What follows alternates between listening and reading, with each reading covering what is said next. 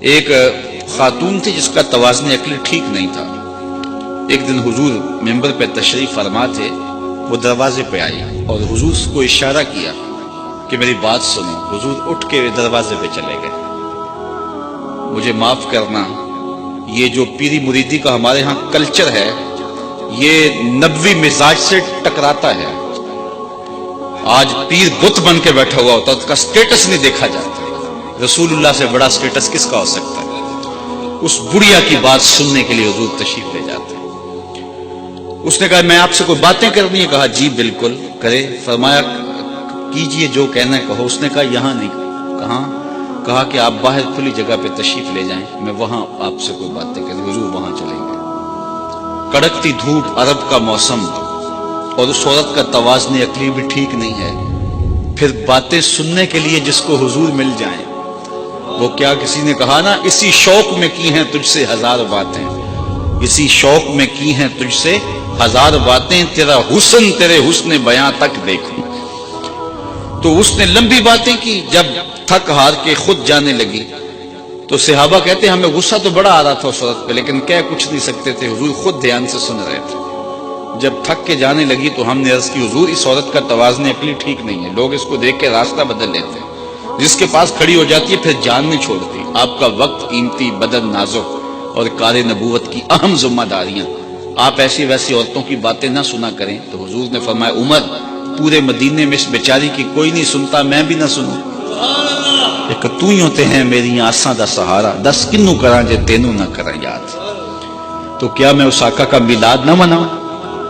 یار ساری زندگی میلاد میں گزار دوں، حق کے شکر پھر بھی ادا نہیں کیا۔ سویر کو بھی میلاد، شام کو بھی میلاد، دن کو بھی میلاد، رات کو بھی میلاد، ساری زندگی اس آقا کے نام لگا دوں، حق کے شکر پھر بھی ادا نہیں کیا۔ ہم اپنے میلاد کو چند دنوں تک محدود نہ کریں، پوری زندگی پر پھیلا لیں حضور کے میلاد کو، اور آقا کی غلامی اور حضور کی نیاز مندی اور حضور کی نوکری کا حق ادا کریں۔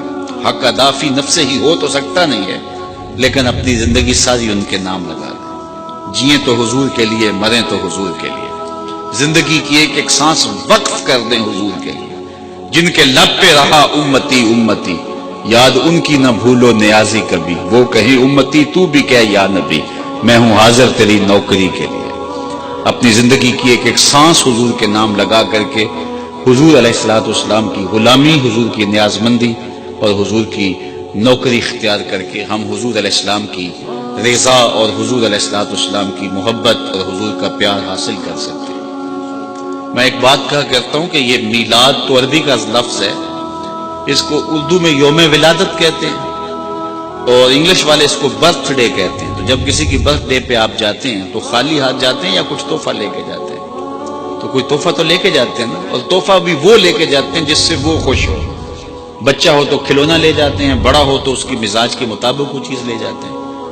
تو حضور کے میلاد پہ آئے ہو پھر کوئی حضور کو بھی تحفہ پیش کرو، تو تحفہ وہ پیش کرو جس سے حضور خوش ہوں گے۔ حضور کس سے خوش ہوں گے؟ خود حضور سے پوچھ لیجئے۔ حضور فرماتے ہیں وَجُعِلَتْ قُرَّةُ عَيْنِي فِي الصَّلَاةِ، میری آنکھوں کی ٹھنڈک نماز میں رکھی گئی۔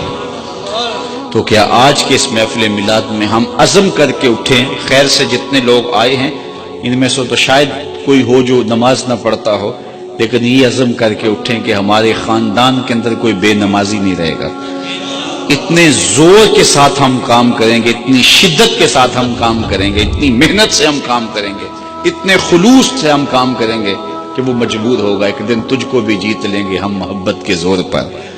تو اتنا پیار سے کام کریں گے کہ وہ مجبور ہو جائے گا۔ اپنی مسجدوں کو رونق دو، اپنی پیشانیوں کو سجدوں سے آشنا کرو، سویر شام حضور پہ درود پڑھو، اور زندگی کی ایک ایک ساتھ حضور کے نام پہ لگا دو۔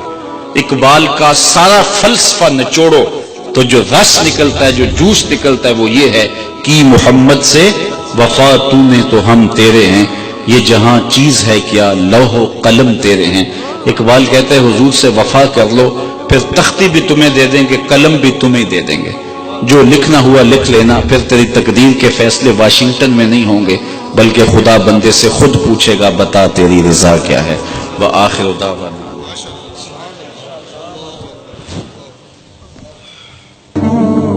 اچھی بات دوسروں تک پہنچانا صدقہ جاریہ ہے۔